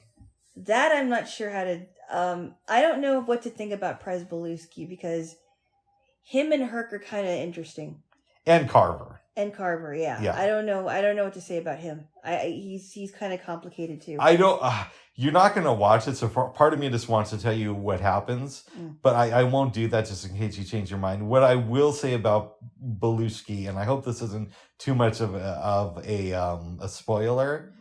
When the series started, I really hated him. Me too. But I didn't like him much. But by the end of the show, he's kind of endearing. Like, I like him more as the show goes on. You think he's grown? He's grown, and fans of the show know what I'm talking about, and you don't because you haven't seen the rest of it. But yeah, you grow to like. If you don't grow to like him, at least you can grow to respect that he's trying to change himself and better himself in life. Mm-hmm. Or what do you think of Daniels? It seems like he's always caught between a rock and a hard place. You know, he wants to do what he needs to do, but it's going to cost a lot of people. Burrell. Yeah, I don't know. It sounds like Daniels really doesn't have a lot of respect for Burrell. Yeah. And he kind of reminds me of an establishment person, you know what I mean? He's definitely that. A corrupt establishment. A corrupt establishment. I think Daniels is a little bit different because I think he wants to change things. Mm-hmm. But he doesn't know how to do it. Burrell, it's easy to not like Burrell. It is easy not to like him. Yeah. Who's another character I can mention? What do you think of Rawls? Yeah, I'm not really a fan of Rawls. I'm not either. I think that he purposefully is very rude to McNulty, even though McNulty doesn't have the best relationships. I think he could at least have a little respect for him because of how hard he's working with his job. And I mean, it sounds like his job is the only thing right now that he can control. He can't control his relationship with his ex-wife because he has a hard time with that, and with Rhonda Perlman, because when it's good, it's good. When it's bad, it's bad. He honestly should not have gotten with her in the first place. Rawls didn't get with Rhonda. No. I meant McNulty. Oh, okay.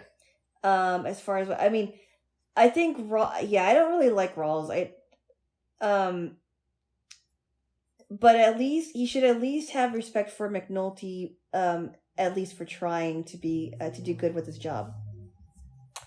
And it just seems like Rawls just doesn't like him, period. Yeah, that's fair. Yeah. What about Avon?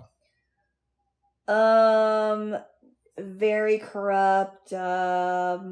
Most likely the head of this crazy outfit. Yeah. That's fair. Very corrupt. We could keep going on, but there's a lot of characters. I guess. Oh, I know. What about Kima? I'm not sure about her yet. I think she's good at what she does. But she's also made some mistakes too. Yeah. Here's the question. What? Who are some of your favorite characters on the show, and who are some of your least favorite characters? I'm not really a fan of Rawls, Herc, or Carver. That's fair. Presbelusky, I'm not sure either. Mm-hmm. Stringer, Avon, Poot and Bodie. Well, Poot and Bodie seem like they're just like punk kids. Yeah. That need some discipline. Stringer and Avon are super corrupt. D'Angelo, I may start developing a soft spot for him after what he said. Like, what about me? What about, why can't I be happy for once? Yeah. You kind of feel for the guy. Brianna, I do not like her after what she did. Freeman is really interesting. I like him. I like him a lot. I mean, he may do some things questionably, but I think his heart's in the right place. I told you, he's my favorite character on the show. Yeah. Yeah. And the fact that he has had people stay at his house when they were filming. Yeah. I think that's pretty cool. Yeah.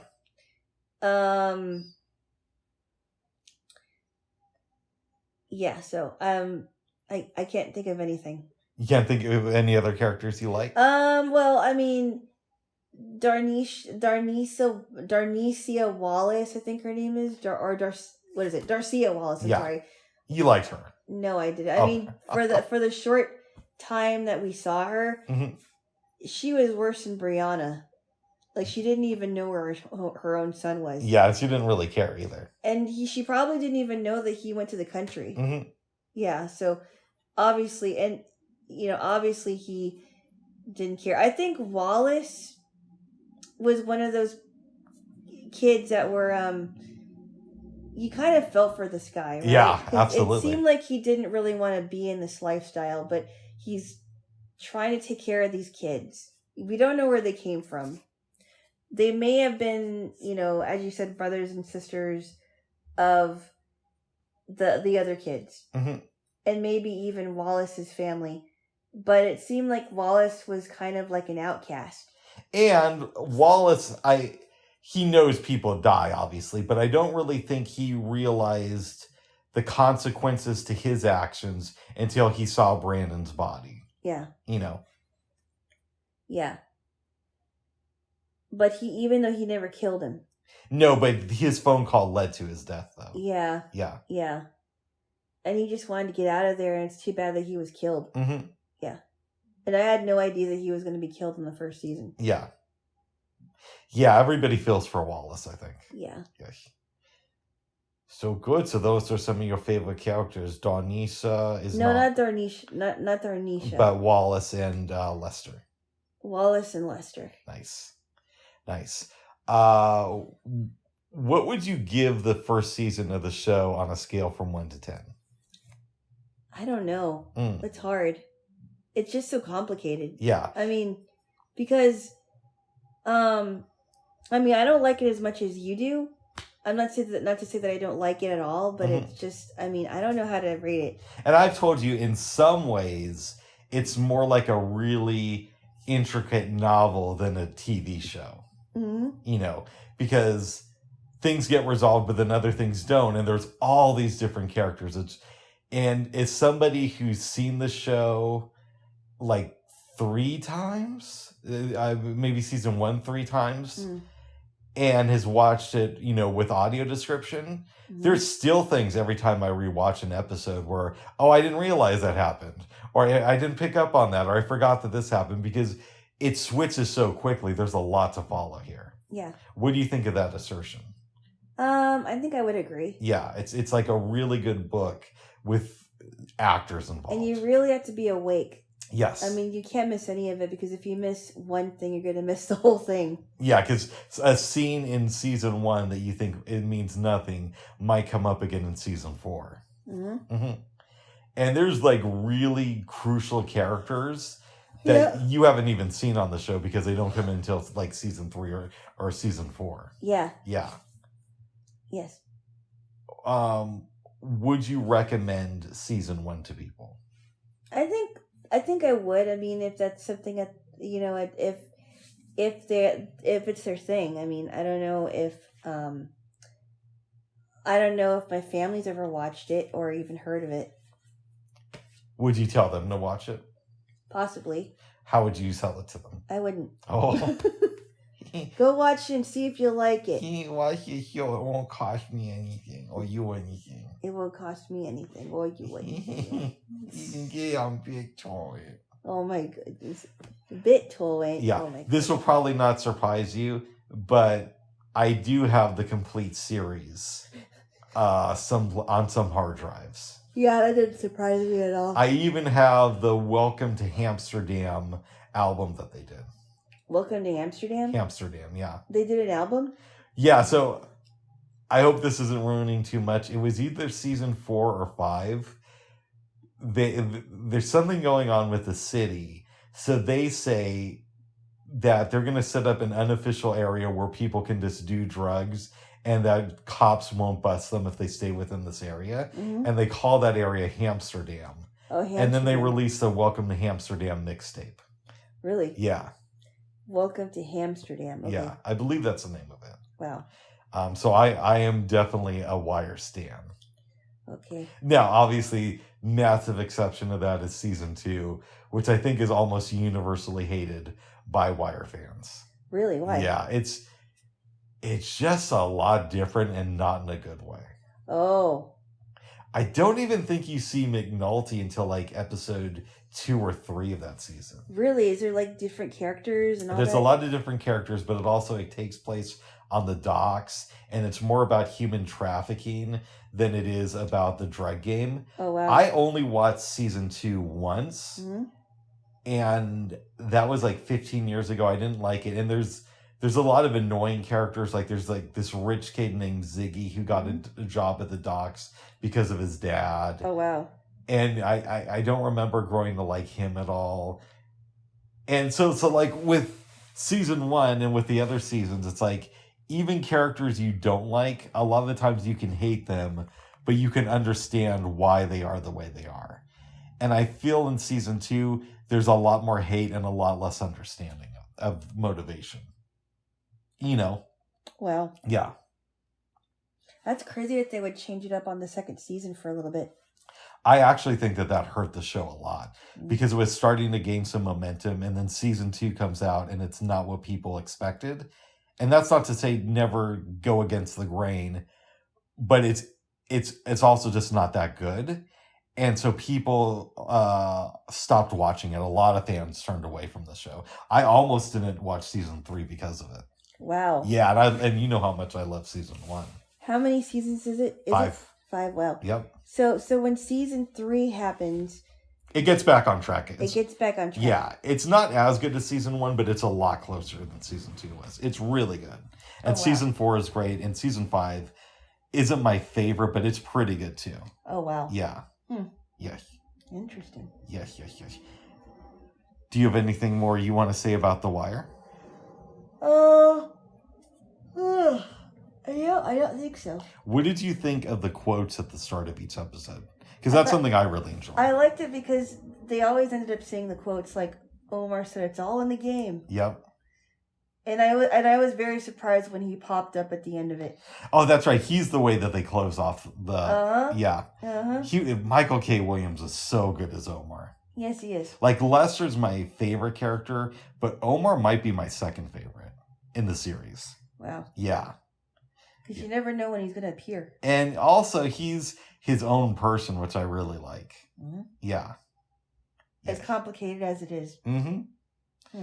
Great actor. It's unfortunate that he died. That's unfortunate because he, when did this book come out before he died? All the Pieces Matter, I think, came out in 2018. And I want to say he died early last year. That's so sad. Yeah. He couldn't get help for his problems. I know. Wow. I know. Maybe we could do like, I don't know, a Wired Halloween party next year. A Halloween party of The Wire where we just invite people to dress up as their favorite characters from the show. I'm not going to dress up as Lester or Omar because that might be considered racist. But I could probably dress up as McNulty. Oh my goodness. What do you think? I don't know. It's a little bit weird. You could go as D'Angelo's mom. D'Angelo's mom? Yeah, she's better than Wallace's mom. Oh, yeah, but I don't like D'Angelo's mom. Okay, but you like her more than Wallace's mom. I don't know. The Wired thing sounds really weird, but... Oh. Well, good. I'm glad you experienced a little piece of my world. That's right. And you know some more of the references. Yeah, at least I gave it a shot, yes. Are you glad that you watched season 1? I guess. Okay. I don't know. It's kind of a weird question. But I guess. Well, good. Yes. Great show. Amazing show. But most people know that. Oh. Yes. And you've watched a lot more of it than Mr. Peanut Butter did. Yes. Why? Did he mention The Wire? Yeah, in, what is it, season 4 when he's with his girlfriend, or it's either season 4 or it's season 5, and he's like, I've never watched The Wire, and I don't think I'm going to. In other words, I watched some of it and he didn't. Yes. Ever. Exactly. That's funny. I would probably get The Wire t-shirts. What? Yeah, like if they had t-shirts with like different quotes from The Wire, I could see myself getting some of those. Oh my! You might have to make them. I know. Yes. Just get your idea to or call up a t-shirt company or something. Mm-hmm. We'll see though. We'll see. Oh. Yeah. Okay. Well, babes. Yep. I got a lot of texts from people and Facebook stuff. It was cool. And then after dinner, but before the cake, we watched some movies. And we started off with a film called Sideways. Yep. Tell me. Okay. So I'll give you the basic premise because there's a lot of things that happen. Tell me now. God, let me know. Yes. So, Miles goes to pick up his friend Jack. Miles is played by Paul Giamatti, and Jack is played by Thomas Hayden Church. Yep. And so they decide to go to Napa Valley in the wine country and hang out. And Miles was expecting him and Jack to hang out with each other and to play golf and drink wine because that's what rich white people do. Rich white people do. Yeah. That's what Miles wanted to do, and he didn't really want to think about his divorce and all that, and he's supposed to be best man at Jack's wedding. But Jack really wants him to have sex with at least one girl. And Jack himself wants to have sex with as many girls as possible. There's an infinite number of girls, I guess. Anyway, so Miles and Jack are having, I think it's lunch somewhere at this restaurant. Is it the Hitching Post? It might have been the Hitching Post. Which is like a real place that's iconic in Napa Valley. Right. Yeah. And runs into this waitress that he knows. Miles knows her, and her name is Maya. And Jack's like, "Wow, she's really into you." And Jack happens to see her friend Stephanie. And Jack's like, "Oh, I gotta get with that girl, and you gotta get with Maya." And Miles is like, "No, I really don't want to do that. I just got divorced. Blah blah blah." Well, time goes by. Turns out that Jack is really into Stephanie. They have some food and drinks with Maya and Stephanie. This is before the restaurant closes, right? I think so, yeah. And then Stephanie says, "Hey, why don't we all go to my house? I've got some wines, I've got cheeses, I got all kinds of stuff." So they go to Stephanie's house. Miles and Maya kind of hang out with each other. He finds out that Stephanie has a daughter named Sienna, but her mom takes care of her a lot, which probably means that Stephanie isn't really present because she's busy drinking or whatever. That's another rich white person thing, I guess. Yeah, and poor people do too, but. You know. And Jack and Stephanie obviously are starting a sexual relationship, so they kind of leave them to it. Go back in the backyard, and Miles finds out that Maya is really into wine as much as he is, and that he is publishing his novel, and he's waiting for it to be published. So nothing happens. She goes back home, and he goes back to his hotel. Fill in, please. Okay. And Jack is more successful with his girl, right? Yeah. And they end up spending the day together. Things are going on, but he's telling Miles, "Hey, she knows I'm only in town for a few days. Not really that big of a thing." And they have their little disputes together. Eventually, Miles hooks up with your girl, Maya. They hang out. They're enjoying life. And I think it's Thursday because they're supposed to be back in town Friday night for the rehearsal ceremony. Mm-hmm. She says, there's like this wine tasting event this week. I think it was a wine tasting thing. Something like that on Saturday, yeah. On Saturday, and we should really go. Miles says, we actually got to do dress rehearsal. We have to go back to go to the rehearsal dinner. And she's like, "What rehearsal dinner? Who's getting married?" Miles lets Maya know that Jack is the one who is engaged, and Maya flips out on him. Yeah, and she's like, "Why didn't you tell me?" "Oh, well, I guess you have to sleep with me first before you're going to tell me." Yeah, first of all, if it was me in that case, I definitely would have lied, and the way I would have covered it is I would have said, "We have a friend who's getting married, and so we have to go to the dress rehearsal." That way you're lying, but it's like, you still use wedding and all that stuff. Yeah, but it was going to come out anyway, and it wasn't going to be good no matter how well it was going to come out. Yeah, but he could have had a little bit more fun. But too. I still didn't understand, and I know we talked about this before. I still don't get your logic on this one.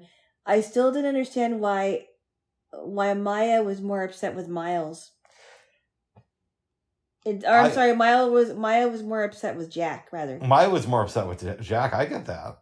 Because Jack was sleeping with her friends. Well, yeah, but I mean, she was upset with Miles too, and she's like, "Why didn't you tell me?" And yeah, because Miles was basically deceiving her, and yeah, he's doing it for a friend. But then she's going to look at it. Well, what type of person are you to have a friend like that in your life? Okay, true, but still, I mean, I get why she was mad at him. I know. No, but you told me that you understood why I was mad. Why I would question it. I understood why you would question it, but I get why Maya was mad at him. I don't see why she wouldn't be mad at him because he's hiding this big thing. And I guess you could say, okay, he's technically not lying because he never said that Jack wasn't getting married. Right, on Sunday. exactly. And Jack was the one with the big secret. Right, but Miles is helping him keep that secret up until the time where he slips and then has to reveal the truth. And Christine, and meanwhile, Christine is trying to get a hold of Jack while he's having fun with Stephanie, the fiance. Yeah. Christine's a fiance. Now, so Maya doesn't want to talk to him anymore. They're getting ready to leave. In just like a couple of days, she finds out about Jack getting married, and Stephanie just completely flips out and beats him up, which I thought was kind of a funny scene. Mm-hmm. I did. And he's like, "Would you help me? I'm hurting here," because his nose is bleeding. And then they go to this restaurant, and this girl, Cammie, is their waitress, and she flips out because Jack tells her, "Oh, remember that one soap opera?" And she's like, "Oh wow, I cannot believe that you're sitting at my table." So they go back to her place. He doesn't know that she's married until the husband catches him almost having sex with her and then beats him up again. He is having sex with her. He is having sex with her and then he beats him up again. Well, he doesn't beat him up, but beats him up. Jack runs out of the house, leaves his pants there with his wallet, and they have to go back and retrieve it. Yeah. And he's naked. Well, he's completely naked when he comes back. Yeah. Mm-hmm. They go get the wallet and go to the wedding, the ceremony. Wedding. And there's also a big thing because Miles has never been the same since his divorce. And Jack informs him, "Hey, I know you know that your ex-wife is going to be at our wedding, but she's also going to be bringing her new husband." Yeah, and then it didn't help when Jack was like, "Oh, and by the way, I talked to Victoria. She's totally cool about this." Yeah. He's like, "You talked to Victoria behind my back and you never told me?" So the wedding happens. He sees Victoria and her husband. But then Miles goes home. He gets over it. Now, he had learned by this point that his book was not going to be published. And he ends up writing a letter to your girl, Maya. And sometime later, she responds to him, basically implying that she still wants to see him. Mm-hmm. And the movie ends with him going to her apartment. Right. I had read the book sideways around 10 years ago. The book is pretty true, or the movie rather, stays pretty true to the movie. The book, what? I said the movie, the movie stays pretty true to the book. Yeah. I am dyslexic. Oh my goodness. With a couple of exceptions. For example, while I remember Jack and Miles arguing in the book, it's not as contentious as the movie makes it out to seem. Like, you can actually tell that they're friends in the book. Mm-hmm. And in the movie, it's just kind of like, do these guys really like each other? Yeah. Yeah. And because they seem so different to me. Yeah. I remember Maya being upset, but I don't remember her being as mad at him. I think the book ends at Jack's wedding with Miles dancing with Jack's wife. And them having like a little discussion about, "Oh, you got my husband back safe, blah, blah, blah, blah, blah." For some reason, I remember her name being Barbara in the book, the name of Jack's wife. Oh, okay. And maybe I'm remembering that wrong, but that could be the faulty memory, but that's what it is. I don't remember him going to see Maya at the end of the book. I distinctly remember that it ending with them dancing. Now again, that could be a fault of my memory. Yeah. But that's how it plays in my head. Yep. After so many years. Yep. And I also remember thinking that Sideways was good, but that the sequel was much, much better. The book sequel. Mm-hmm. What do you think of what I just told you? I am not going to argue with that because you did see the book, or read the book rather. Mm-hmm. But I was not impressed with Jack's character, even though Jack really genuinely wanted Miles to get out of his rut. Yeah. Because Miles is very depressed. He's very negative. I get that. I mean, it seemed realistic to me. But he was always like, no one's going to want to read my book. I can't believe I even wrote it. Blah, blah, blah, blah, blah. Complain. But Miles, on the other hand, didn't make a very good decision with trying to sleep with Stephanie and another girl on his trip before he became best man. Or, I'm sorry, before he got married. Miles? I'm sorry. Wow, Jack. I must be tired. Jack. Yeah. Jack. Yeah. Jack made some very poor decisions with women on that trip. I don't like either of the characters in the movie. And also in the book is told from Miles' perspective, so he's like the narrator of this. I don't know if the movie would have been helped by voiceover from Paul Giamatti or not, but it would have kept it much more true to the book, which is dark, but it's also a little bit more fun. Right. Than the movie was. Right. I don't like either character in the movie. Yeah, me neither. But I think I kind of like Jack a little bit more than Miles, if we're going to be honest. Because of his positive way of looking at things? He was positive at looking at things, and even though we may question his methods, I think he generally was trying to help Miles get out of his shell. Yeah, but at what cost, though? Because remember how Miles was saying, you always get me into doing these, you keep on pushing me to do these things.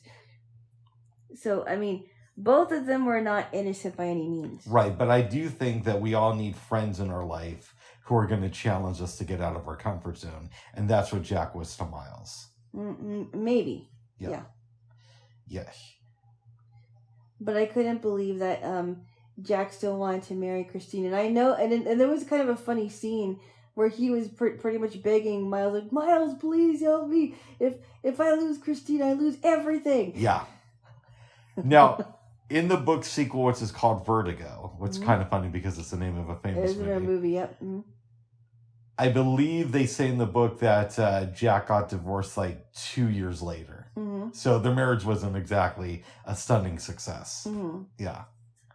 I like the book more. The movie, here's the thing. I don't like the two characters in the movie, but the actors were good. Yes. And it was written well. Mm-hmm. And even though it's kind of about a world that I consider to be very pretentious, I did enjoy it. I'd probably give it a week 7. What about you? Yeah, I think so too. Yeah, I enjoyed it. Yeah, I think I just give it maybe not a week 7, but just a solid 7. Okay, that's fair. Yeah. That's fair. Does the movie make you want to read the book? I don't know. I haven't decided that. Okay. Would you recommend this to your family? And if so, what would you say? I'm not going to sell it, but they probably might enjoy it. Don't buy it for me. Go see and put it here.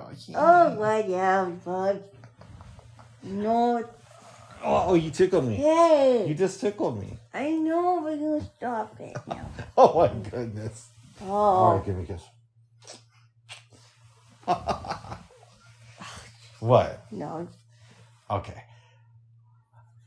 After this film, do you feel we covered it well? Oh, yeah, I think so. I don't have anything to say about it. I think we watched a documentary. Was it called Call Me Now or Miss Cleo? Call me Miss Cleo is what it's Call called. Me Miss Cleo. Yeah. About Miss Cleo the psychic. Yes. So she called herself, yes. Yeah, and it's basically analyzing, was Miss Cleo, who is very famous for her infomercials for, was it the Psychic Hotline? The Psychic Readers Network. The Psychic Readers Network. Or I think it's either the Psychic Readers Hotline or the Psychic Readers Network. Yeah, for one of those two places. Yeah. She did the infomercials for them in the late 90s to like early 2000s. Mm-hmm. And it was trying to discover who is the real Miss Cleo. It had interviews with her friends, and nobody had the full backstory on her. Some people thought that she was a shaman. There was one interview with a lady who said that she had learned that Miss Cleo had Jamaican parents, but her mom left Jamaica when she was young and gave her to a Jamaican family. And then the one lady was like, no, she doesn't have a Jamaican accent. Yeah, it's I fake. don't remember her. Yeah, I don't remember her having a Jamaican accent at all. And I know that she's been canceled, but maybe this was shot before then. Raven Simone is in the documentary too. She wasn't canceled. I thought we were starting that rumor. No. Didn't you? Okay, so we're... No, you're the one who started. I wasn't on board with I thought we were going to play along with that. Oh, we're my in bed this goodness. morning. We're in bed this morning, and I start laughing, as I often do. And I say to Alana, wouldn't it be funny if people just started a rumor that Raven Simone was canceled? And the way we do it is we don't say what she was canceled for, but if she ever comes up in conversation, we say something like, I know Raven Simone was canceled, but she was pretty good in this one thing. People ask us, we just say, I don't remember the details, but something she did got her canceled. Right. And I remember hearing it, and even for me, as somebody who is pro-freedom, I thought what she did was a bit over the line. And then we just leave it to people's imaginations. Right. But apparently we're not going that road. Not today anyway. Oh my goodness. I could change my mind any day. But anyway. Yeah, I know she was canceled, but she is in the documentary. And we all make our mistakes. Oh my goodness. But they also interview people at, I think it's called the Langston Hughes Theater in Seattle. Yep. And they say that, they try to amplify Black voices. And Miss Cleo, what was the name she used when she was in Seattle? I think it was like Ray Paris or something. Something really hard that I just can't remember. It's kind of a long name. Yeah. Ray something. And they said the way it worked is you would give people money to put on plays, and they would, distribute it amongst the cast. And that Miss Cleo made off with this money, didn't really pay anybody. And she kind of screwed them over. Mm-hmm. A couple years later, she becomes a star, and they see her infomercial on BBC, on BET, and are a little bit shocked that it's her. Mm-hmm. And then Miss Cleo becomes a big celebrity. People like Raven Simone start doing parodies of her. Right. Deborah Wilson is in the documentary. On Mad TV, yep. As well. And eventually they sue the hotline because they say it's misadvertising. And Miss Cleo is named in the lawsuits because I guess on some papers it says that she's part owner of the company. It later comes out that the two guys who were controlling it forged her signature in a couple places. Yep. And they settle out of court for like $500 million and like another $5 million in fines, right? Miss Cleo doesn't really make as much money as we think she would. She said in an interview in 2012, which they aired part of it for this movie, that she got paid like $1,700 for her first infomercial, and that the deal she signed was really bad. Like it gave away all of her intellectual rights, I think. Mm-hmm. And she kind of becomes a recluse in Florida. Eventually, friends keep inviting her out, and she starts going to these Sunday dinners at this one dude's house. And there's a couple of videos from the dinner in the movie. She gets more involved in the world and becomes like a gay rights person. She takes this one nerd under her, maybe nerd's not the right word, but this one kind of like geeky kid who happens to be gay under her wing. Yep. And she tells him one day, you've been an inspiration to me. I'm going to come out as gay. Mm-hmm. Which I wasn't expecting, actually. Yeah. And I guess had you been psychic, you would have expected it. Right. Sorry, dumb joke. But So she writes this thing for The Advocate, basically explaining, hey, I'm Miss Cleo, I'm gay, and I just wanted to be open about that. And she said it was like a huge weight off her chest. Uh-huh. They interview some of her lovers in the movie. The one, I think it was the one lady. Well, the one lady from Wisconsin, but they also interviewed somebody else briefly too. Oh, I with Miss Cleo. Yeah, that's right. She was transitioning into a guy or whatever. Oh, that's right. Yeah, that's what it was. Yeah. Yeah. And Miss Cleo eventually gets diagnosed with cancer, ends up dying in 2017. I liked this movie. It would get a thumbs up for me, but with a couple of caveats. I felt like they made it seem like she was too much of a victim and that she did more good in the world than harm. And I'm not saying that she wasn't victimized by the people who ran the company, the psychic friend, whatever the psychic readers. I think it was the psychic readers network or something. I'm not saying that they didn't take advantage of her, and I'm not saying that she didn't do any good in this world. I think that she did. She's a human being. Yeah. And I'm not saying that she didn't deserve love. But I think you could also hold her accountable for the things that she did do wrong. Yeah, I mean, like these people that opened their hearts to her, opened their homes to her, they didn't feel like they knew her real her at all. Mm-hmm. And some people, like the people from the Langston Hughes Theater, didn't even know what where she really came from. And we only have their word to go on, but they seem legit. And from what they say, she screwed people out of money. Mm-hmm. And she shouldn't have done that. Right. And she took on this persona, even though the media was saying, hey, go with it, run with it. In some ways they created her, but she did have this persona, and she didn't want anyone to know her real self. Like even her girlfriend / I forgot what she was doing for her, but she did something. She helped her, a makeup artist. Yeah. She was saying that she would be a guy named Max. She would act like a guy named Max, and she would change her voice, and it would change dramatically. But then we have to ask the question, did Miss Cleo have multiple personality syndrome? I don't know the answer to that, but an argument could be made that that was the case. And if so, how responsible can she be for this stuff? Because if you have multiple personality syndrome, you're not thinking clearly about a lot of stuff. Mm-hmm. And in that case, she really is a victim. And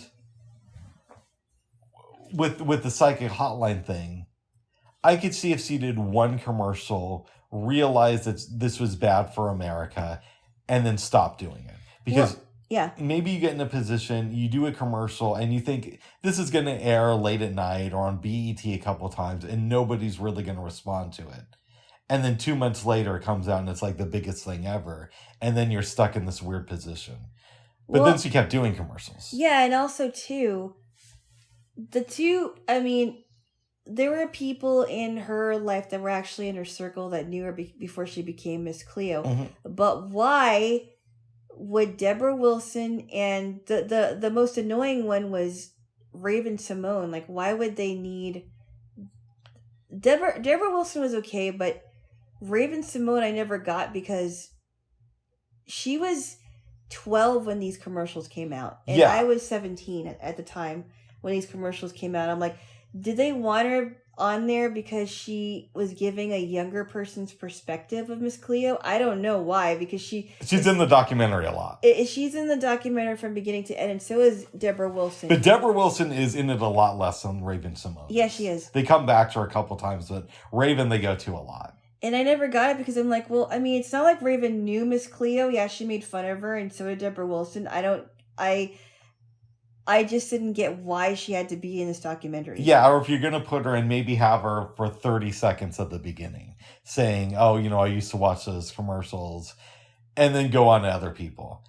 Yeah. Now, she made a point in the movie that we both disagree with. Well, I agree with it more than you did. Uh-huh. And you know what I'm about to say. They talk about the two guys who ran the business.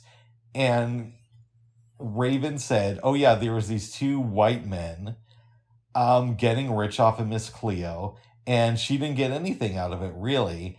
And they basically walked away free because they were rich and white. Now, do I agree 100% with what she said? No, but I think that there is a lot of truth to that. Well, there might be a lot of truth that she didn't get paid enough, and a lot of people weren't being paid enough to be on these hotlines, right? Mm-hmm.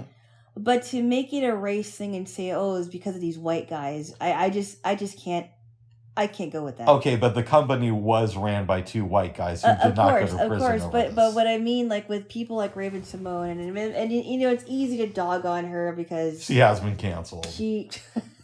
For things that I think were a little bit horrendous, even though I'm having trouble remembering what they were right now.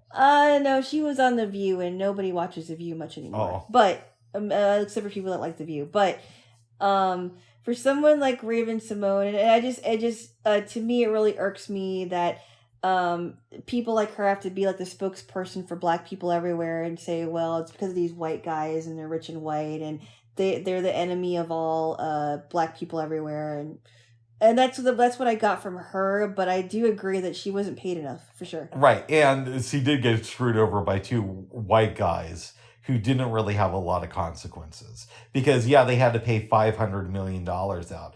But I think they interviewed like a state's attorney who said they made something like $1 billion from this thing.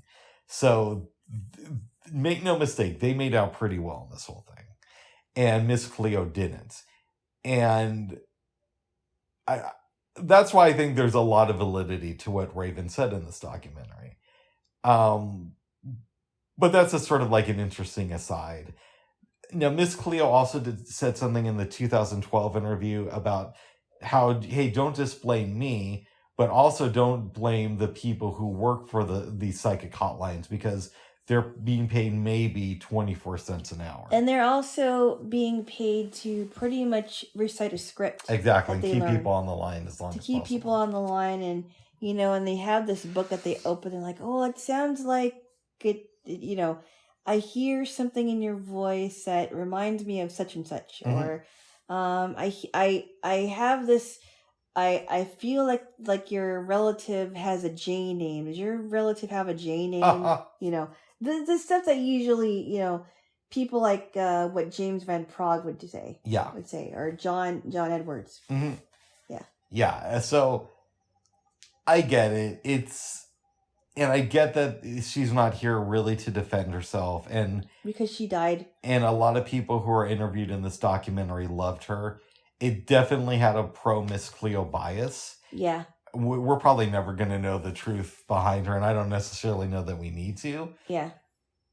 But it felt a little bit too like she's this good woman who is just victimized. And that doesn't mean that there's no truth to that, but I felt that it was a little bit too much for my particular taste. But I mean, I just think that Raven Simone should have been in there less. Yeah. And given less comments, because really, I mean, she was just a kid. Yeah, she didn't know Miss Cleo. They didn't hang out. No, and I was a kid when it came out too, and I thought this is just this isn't real. Now I thought it was really funny when this lady was like, you know, it's easy to convince white people that black people are these exotic, you know, looking, you know, exotic people. But a black person looks at Miss Cleo and they're like, okay. I think there's a lot of truth to that. I just thought it was kind of funny the way she said it. It's funny, but it's funny because there is truth to that. It is easy to fool white people because a lot of white people like to virtue signal. And they don't really want to do research about different cultures. So if a black person says, hey, I'm from Jamaica, man, they might just believe them just because. No, that doesn't count for every white person. No, but I think it accounts for a lot. I do think that that's a very true statement. Mm-hmm. I thought it was funny the way she said it. Yeah, it was. Would you recommend this to people? Probably, because my sisters and I remember watching the Miss Cleo commercials and we thought they were funny. Call me now. And I just wish that, you know, they would have picked other actors from the 90s that maybe met her instead of, you know, the Raven Simone, who was too young at the time, yeah. And Deborah Wilson, who made fun of her on Mad TV. Yeah. So I don't know. Yeah. I just think that they should have done better with the celebs Oh. in the show. Well, good. Yeah. Good. And then there was I'm not allowed to make Bill Cosby jokes. Am I? Bubs, no. Okay.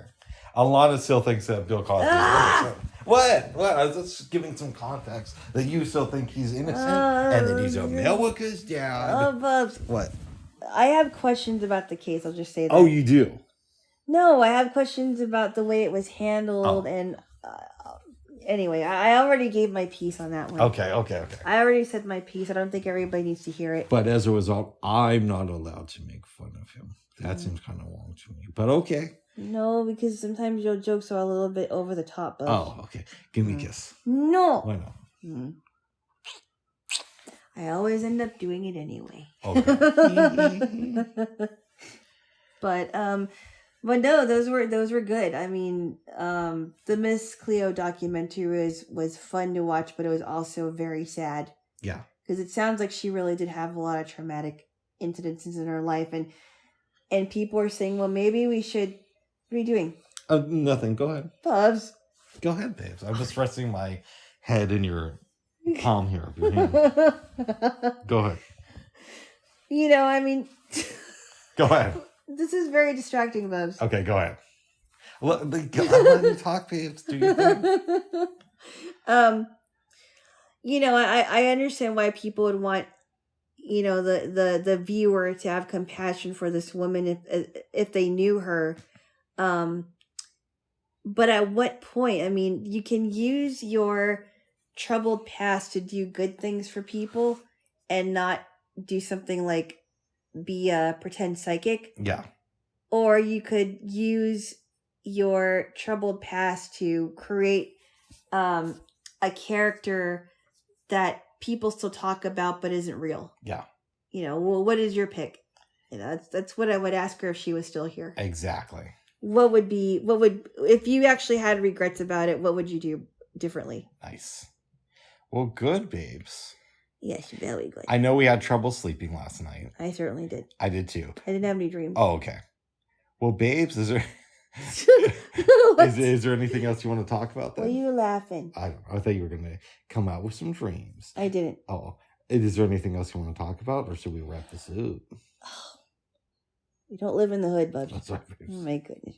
Wrap it up. Anyway, I don't know. I'm sorry, Bubs. I shouldn't be making fun of that. No, but it is a little bit annoying. I know. Oh. All I'm gonna say is, I really hope you had a good birthday. And it sounds like you did. Yep.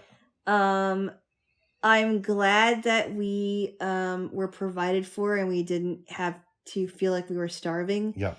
Because that storm was crazy. Yeah. It was cold. It was windy. I'm glad it wasn't as bad as other storms. When you say we were provided for, that sounds very Christian-y. It is. Oh, okay. Bubs. What? Okay. We were, Bubs. Okay.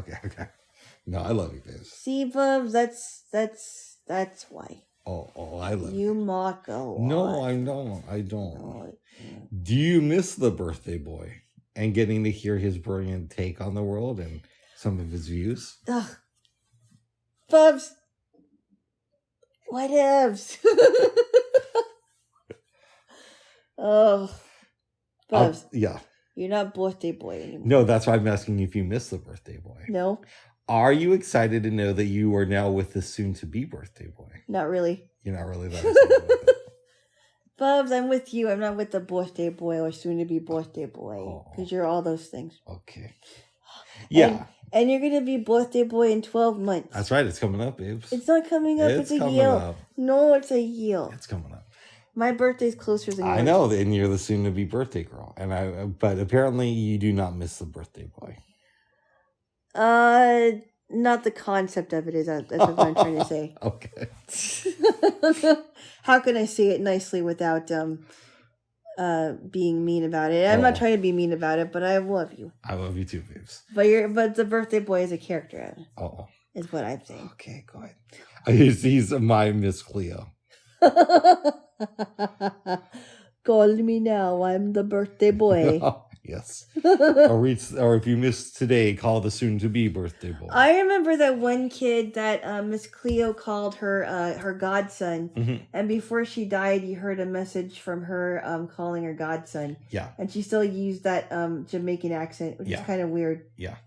I mean, she really sounds like it, like she could be from Jamaica, but if you didn't know it, or if you knew that she wasn't from Jamaica, it's a fake accent. Absolutely. Yeah. Well, babes, do we wrap this up? Yes. All right, give me a kiss. Why? Because you need one. Okay. I predict a kiss in your very near future. Oh. All right, babes. Unless there's anything else you have to say. Again, happy birthday one day later. Thank you. Thank you. And I hope you all had a very Merry Christmas. Yep. The soon-to-be birthday boy wishes you all happiness in the new year. Oh my goodness. Bye for now. Bye-bye. Bye-bye.